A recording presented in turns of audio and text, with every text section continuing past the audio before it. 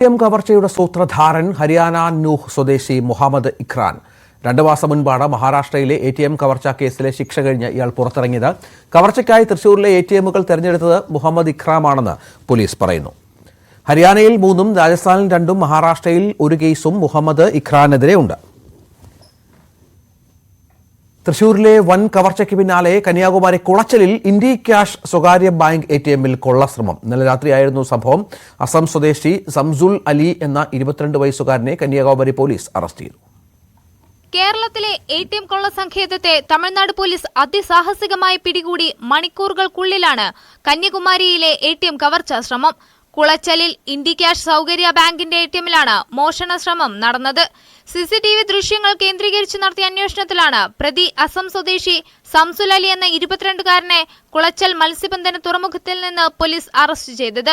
പ്രതിയെ പോലീസ് വിശദമായി ചോദ്യം ചെയ്തു വരികയാണ്. മദ്യലഹരിയിലാണ് മോഷണ ശ്രമമെന്നാണ് പ്രതി പോലീസിന് നൽകിയ മൊഴി. എന്നാൽ പോലീസ് ഇത് വിശ്വാസത്തിൽ എടുത്തിട്ടില്ല.